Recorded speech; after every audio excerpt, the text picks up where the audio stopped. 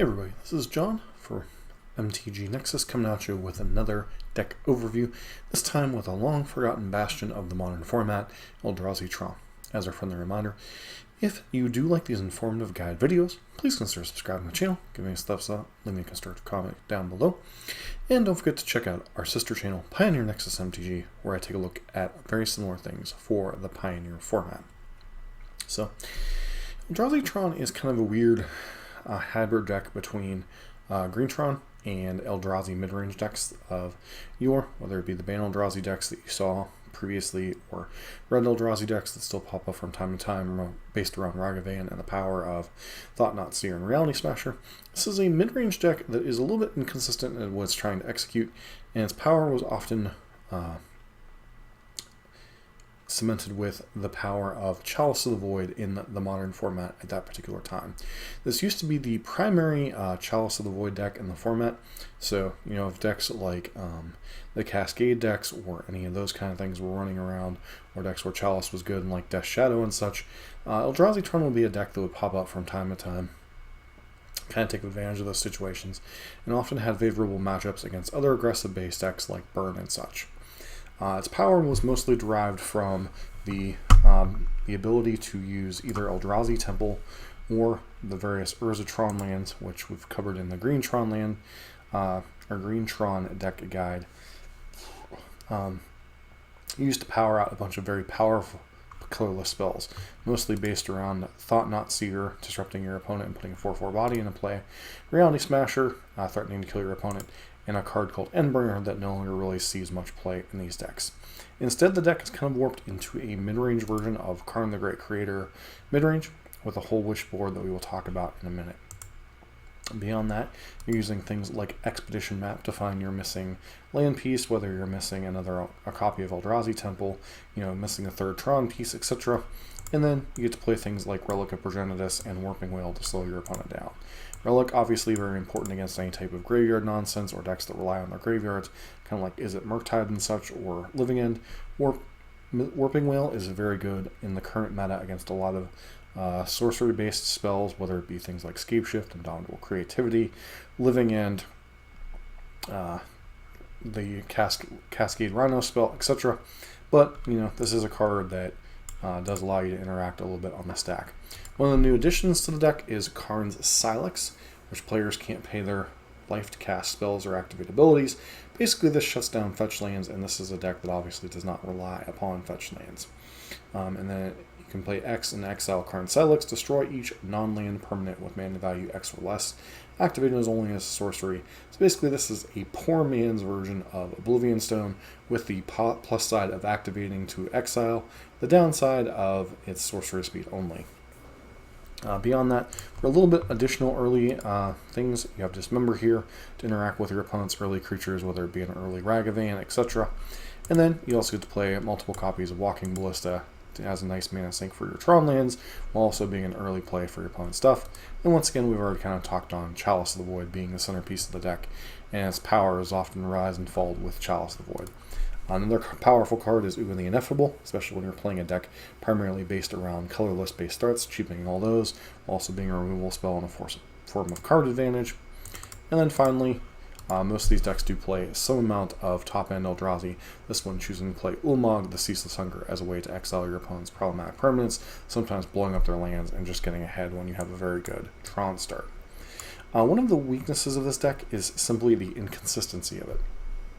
This is a deck that struggles with having significant plays before turn 3, and if you're going to be doing that in a format like Modern, you need to be having very powerful over-the-top plays, things like Living End, things like Omnath, etc.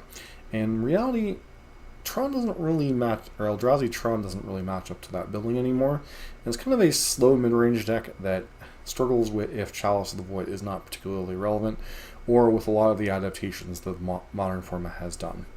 Obviously, it's a lot harder to assemble Tron for this deck than a deck like Green Tron, and with the presence of things like Boseiju and Blood Moon in the format, it's getting progressively harder and harder to rely on that mana engine.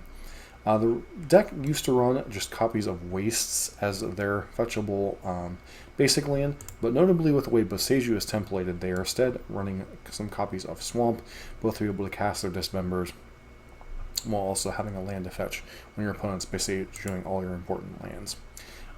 Blast Zone is kind of a nice catch-all as a land base that you can go get with your expedition maps, and they do run a couple copies of Urza's Saga, simply because it's a very powerful thing that most colorless decks tend to run, although it cannot get away with running 4 because of the sheer number of other things. Then Cavern of Souls when you need to force through your Eldrazi against decks with a bunch of counter spells, like Is It Murktide? Sideboard, obviously when you have a Karn Wish board, you have all kinds of options. Things like a Tormod's Crypt for any type of graveyard nonsense, Living End, etc. Grafdigger's Cage, very important against decks like Indomitable Creativity. Pithing Needle will shut down problematic permanents. Sometimes you can catch your opponent's fetch lands. Sometimes you shut down various planeswalkers, theirs, etc. Also important shutting down various creature combo decks like Yawgmoth. Ratchet Bomb can be quite a nice fetchable target with Karn against decks like Indomitable Creativity, and also be reasonable against decks that are running a bunch of 0 or 1 mana permanents. Liquid Metal Coating, kind of the default with Karn the Great Creator to blow up your opponent's lands. Staring Bridge when you need to slow the game down against other aggressive base decks. Obviously a little bit awkward when you have a deck that's mainly trying to win with combat damage, but I digress. Mystic Forge for grindy base matchups allows you to kind of play off the top of your deck. Witchbane Orb for decks like Burn could also bring this in against things like Creativity to keep the Archon triggers from happening. Sky Sovereign primarily here for creature-based decks. Same thing for World Colonial Engine, allows you to have some life gain against things like Burn and such. All Is Dust is a nice one of in the sideboard. This allows you to kind of sweep the board. You'll see this in the main deck a lot of times. Sundering Titan for any type of 4 or 5 color mana bases. They're floating around obviously a lot. Chalice we've already kind of talked about its power in the current meta. You know, it's very good against the Cascade based decks, also good against decks like Burn and such. Walking Ballista is the 4th one. Nice little mana sink to go get. And then Emrakul the Promised End, just a very powerful top end threat against other mid-range decks if you can happen to cast it. You know, obviously 10, 11 mana, because this deck doesn't really trigger Delirium all that well. So, you know, still very powerful over the top threat for decks like Omnath or, you know, decks like of that ilk. Alright, taking a look at the second list overall. Not much has changed from the first list that we took a look at. One thing to note is All Is Dust is in the main deck of this version. Obviously this is a nice sweeper when you're playing a completely colorless deck, but does usually require the Tron lands or multiple copies of Eldrazi Temple to turn on.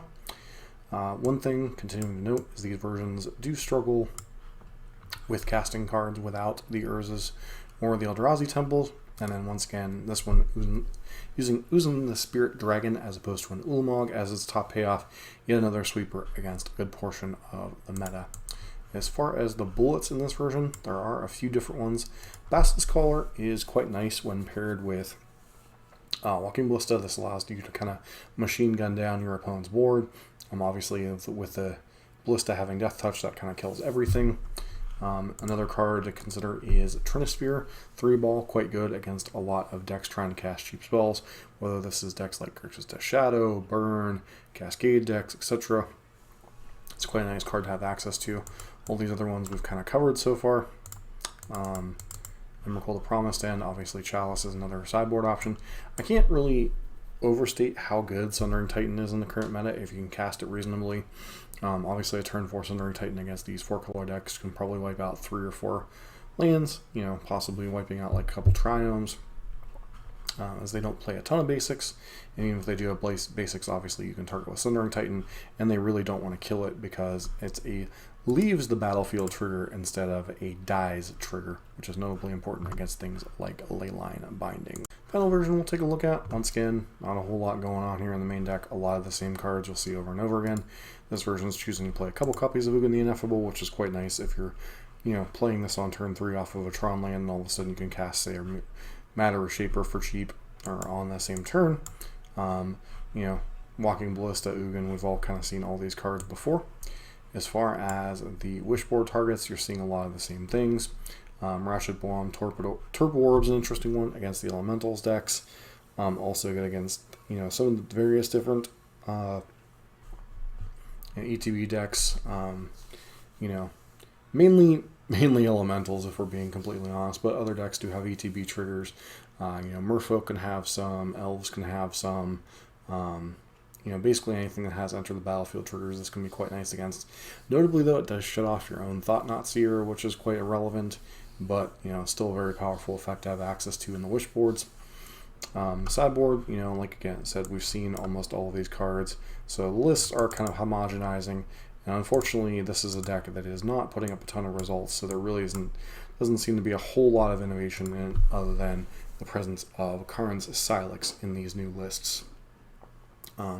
Once again, this was a deck that was very powerful when Eldrazi was more part of the meta, back when decks like Jund and such were a more relevant thing, and your mid-range decks, you know, were kind of like Jund, Rakdos, Golgari, you know, maybe the Izzet, Blood Moon decks, etc. were kind of like your mid-range control decks. Now you're just playing against pals like Omnath and Creativity, and, you know, while there isn't any really fast combo decks, which used to be a really big problem for this deck, just the deck has kind of been passed by a lot of ways in the meta. Now, obviously, it can still put up some results. It's put up a result here or there in the challenges. It's put up some 5-0s in some leagues. Still has some reasonable matchups, but this is a deck that always kind of struggled in this weird kind of pseudo zone that the Eldrazi decks kind of struggled in, and that decks can go under it and ignore what it's doing. You know, there used to be decks like a Nauseam, decks like Belcher, decks like Upsal Spells, you know, all these decks that, or Neoform Combo, just all these different decks that used to do these like really broken things were kind of when this deck really started to slide. And then, you know, as the mid-range decks have gotten even more powerful and the arms race becomes stronger and stronger, you know, this deck has kind of, you know, waned in terms of its popularity. Now, obviously, like I said, it's a deck you will see pop up on occasion, has reasonable matchups against some of the, you know, tier 2-ish decks like Burn and such. Can give decks like the various Cascade decks a little bit of fits if they can't find a Leyline of Binding or something to answer an early Chalice. But like I said, this deck has always been predicated on the strength of Chalice and then on the strength of fast Eldrazi. It's always had a little bit of a consistency problem. You know, one of the things with Green Tron is Green Tron has access to Sylvan Scrying, Expedition Map, Ancient Stirrings, you know, all these different ways to tutor for its land base. The problem this deck has is it really has Expedition Map and Urza's Saga as a slow way to go find another Expedition Map. So not really a ton of ways to find its mana payoffs. That said, you know, this is one of those, it's a Tron deck. When it hits its Tron and it hits its payoffs, this is a deck that can kind of match anything in terms of raw power.